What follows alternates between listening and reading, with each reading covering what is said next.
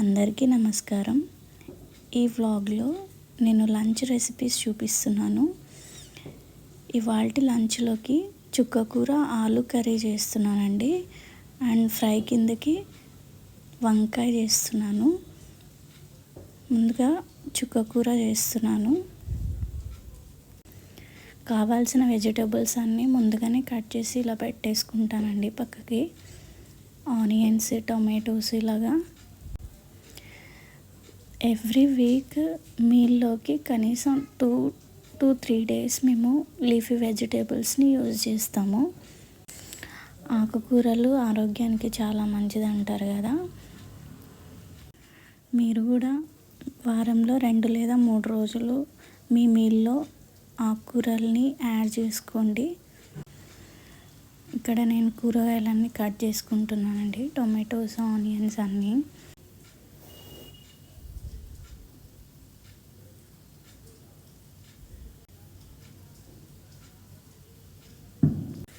మీరు ఇవాళ లంచ్లోకి ఏం చేశారో కామెంట్ చేయండి. ఇలా కట్ చేసేసుకొని పక్కన పెట్టేసుకొని వంట అయితే స్టార్ట్ చేస్తున్నాను. ముందుగా కడాయిలో ఆయిల్ వేసుకుంటున్నాను. ఆయిల్ హీట్ అయ్యాక పోపు దినుసులన్నీ వేసేసుకుంటున్నాను ఒకటి తర్వాత ఒకటి. ఇందులో మసాలా దినుసులు ఏమీ యాడ్ చేయాల్సిన అవసరం లేదండి. జనరల్ జీరా, ఆవాలు అలాంటివి యాడ్ చేసుకోండి. నెక్స్ట్ గార్లిక్ నెక్స్ట్ కరివేపాకు. ఇవి బాగా ఫ్రై అయ్యాక ఆనియన్స్ వేసేసుకుందాం. వెల్లుల్లి ఎంత వేసుకుంటే అంత మంచిదండి కూరల్లో. వెల్లుల్లి అనేది వాతాన్ని తగ్గిస్తుంది. ముందుగా ఆడవాళ్ళకి చాలా మంచిది ఇది. ఆనియన్స్ మెత్తబడి కుక్ అయ్యేలోగా ఆకుకూరని కట్ చేసుకుందాం. ఇలా వాష్ చేసుకొని ఫస్ట్ కాడలన్నీ కట్ చేసుకోవాలండి. కాడలు కట్ చేసుకున్నాక ఇలా చిన్న చిన్న పీసెస్గా కట్ చేసుకొని పక్కన పెట్టుకోవాలి. నేను కట్టింగ్ ఇంకా కుకింగ్ ప్యారలల్గా చేసేస్తాను. టైం సేవ్ అవుతుంది ఇలా చేయడం వలన. కట్ చేసినాక 1-2 సార్లు వాష్ చేసుకోండి. ఆకుకూరలు ఎన్నిసార్లు వాష్ చేస్తే అంత మంచిదండి. నెక్స్ట్ ఆలును కూడా పీల్ ఆఫ్ చేసుకొని కట్ చేసేసుకుంటున్నాను చిన్న చిన్న పీసెస్గా. చూడండి ఆనియన్స్ మెత్తబడిపోయాయి. వెంటనే టొమాటోస్ కూడా యాడ్ చేసేస్తున్నాను. టొమాటోస్ ఇంకా ఆనియన్స్లో వాటర్ బయటకు రావడానికి సాల్ట్, పసుపుని యాడ్ చేసుకొని కుక్ చేసుకుంటున్నాను. వెజిటేబుల్స్లో వాటర్ కంటెంట్ ఎక్కువ ఉంటుంది కదండి. సో ఆలు కూడా చిన్న చిన్న పీసెస్గా కట్ చేసుకుంటాను. ఇంత చిన్న పీసెస్ కట్ చేసుకుంటే ఎంత తొందరగా కుక్ అవుతాయండి ఆలు కూడా. ఇలా అన్నీ ఒకటి తర్వాత ఒకటి కట్ చేసుకొని పక్కకు పెడుతున్నాను. ఆకుకూరల్లో ఫైబర్ కంటెంట్ ఎక్కువ ఉంటుందండి.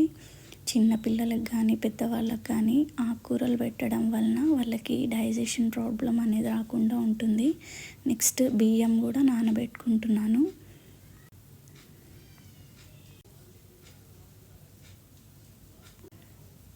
బియ్యం కడిగేసి ఇలా వాటర్ పట్టేసుకొని బియ్యం కూడా రైస్ వండడానికి స్టార్ట్ చేసేసానండి.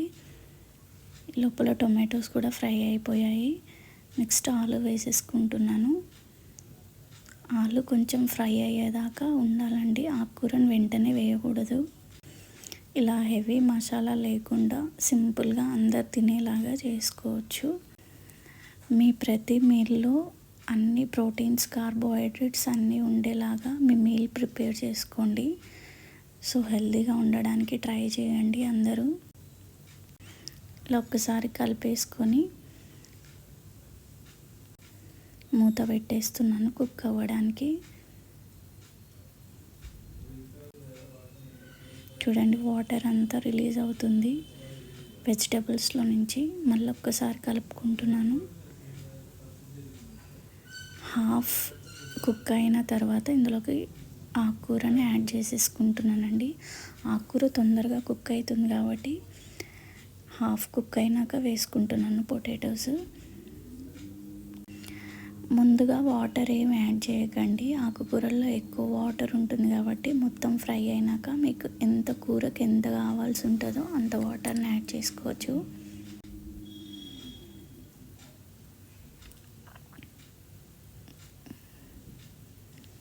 చూడండి ఇలా వచ్చింది. మొత్తం నీట్గా ఫ్రై అయిపోయిందండి. నెక్స్ట్ ఇందులోకి ధనియా పౌడర్ వేసుకుంటున్నాను. అలాగే కారం కూడా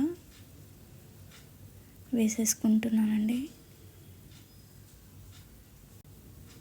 కొంచెం పచ్చివాసన పోయేదాకా కలుపుకుంటున్నాను. నీట్గా కలిపేసుకొని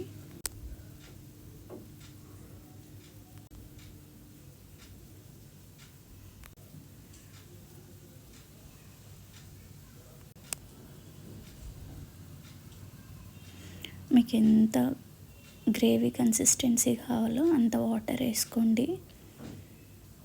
వాటర్ వేసుకున్నాక మొత్తం ఒక్కసారి కలిపేసి మూత పెట్టేయండి. ఇక్కడ అన్నం కూడా చూస్తున్నాను ఉడికిందా లేదా అని చెప్పి. లోపల కుక్ అవుతూ ఉంటాయి రెండు. ఇక్కడ నేను బత్తాయి జ్యూస్ చేస్తున్నానండి మా మామయ్య గారికి. లంచ్కి 1.5 hours ముందు ఆయన ఏదో ఒక జ్యూస్ తీసుకుంటూ ఉంటారు. ఇంట్లోనే ప్రిపేర్ చేసేస్తాను నేను. ఎక్కువ బత్తాయి జ్యూసే తాగుతుంటారు ఆయన, అందుకని బత్తాయిలే ఎక్కువ తెస్తూ ఉంటాం మేము.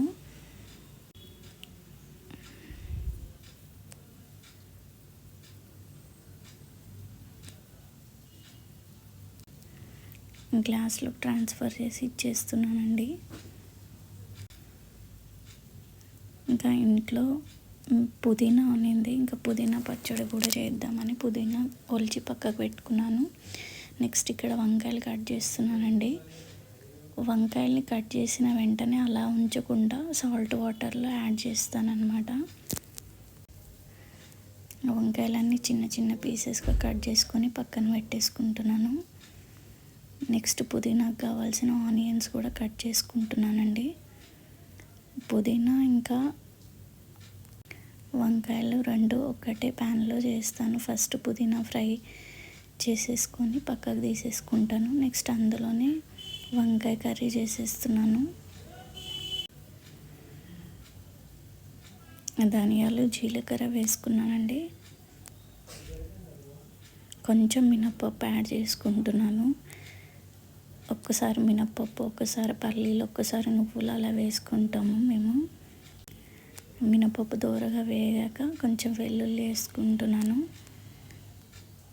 నెక్స్ట్ పచ్చిమిర్చి లేకపోతే ఎండుమిర్చి కూడా యాడ్ చేసుకోవచ్చు మీరు. నీట్గా ఫ్రై అయ్యేదాకా వెయిట్ చేయాలి. నెక్స్ట్ ఈ లోపల పుదీనాని వాష్ చేసుకొని పక్కకు పెట్టుకోవాలి. ఇందులో ఆనియన్స్ కూడా సగం వేస్తున్నానండి. సగం మిక్సీ పట్టేటప్పుడు కొన్ని వేస్తాను, పచ్చిగా ఉంటాయి తినేటప్పుడు మంచిగా అనిపిస్తుంది. అలా నీట్గా ఫ్రై చేస్తున్నాను. చాలామంది చట్నీస్లో టొమాటో కూడా యాడ్ చేస్తారండి, నేనైతే వేయను. నెక్స్ట్ వాష్ చేసుకున్న పుదీనా కూడా వేసేస్తున్నాను. నీట్గా ఫ్రై అవుతాయి. ఇంకా ఇందులో కొంచెం పసుపు యాడ్ చేసుకుంటున్నాను.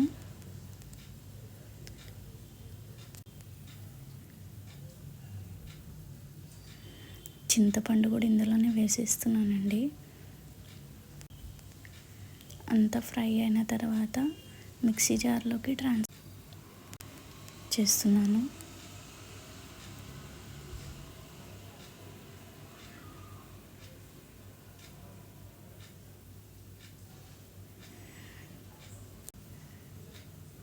ఇలా మొత్తం ట్రాన్స్ఫర్ చేసేసినాక అదే కడాయిలో మళ్ళీ కొంచెం ఆయిల్ వేసుకుంటున్నాను. ఆయిల్ హీట్ అయ్యాక అందులో కావాల్సిన పోపు దినుసులన్నీ వేసుకుంటున్నానండి.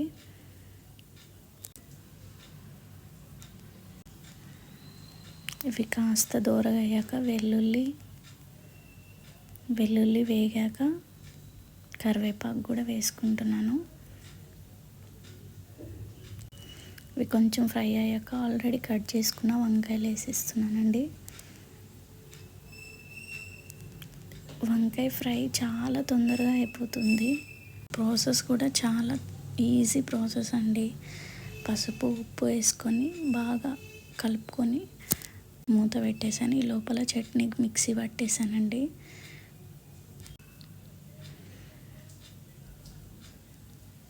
మిక్సీ జార్లో నుంచి ట్రాన్స్ఫర్ చేసేస్తున్నాను. అందులోనే వాటర్ పోస్తున్నాను. నెక్స్ట్ కొంచెం సాల్ట్ యాడ్ చేసుకుంటున్నాను. ముందు చెప్పలేదు కదా, సాల్ట్ వేసి నీట్గా కలిపేస్తున్నానండి. ఈ లోపల వంకాయలు కూడా బాగా మగ్గిపోయి ఉంటాయి. చూడండి, వాటర్ అంతా రిలీజ్ అయిపోయింది. ఇందులో కారపొడి ఇంకా పల్లి పొడి 2 యాడ్ చేసుకుంటున్నాను. ఏ ఫ్రైస్లో అన్నా పల్లి పొడి యాడ్ చేసుకుంటే టేస్ట్ బాగుంటుందండి. లాస్ట్లో వేసుకోవాలి పల్లి పొడి, మొత్తం దించేసే ముందు వేసుకోవాలి.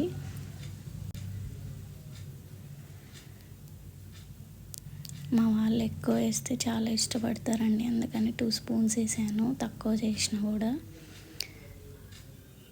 ఈ వీడియో కానీ నచ్చినట్లయితే సబ్స్క్రైబ్ చేయండి, లైక్ చేయండి.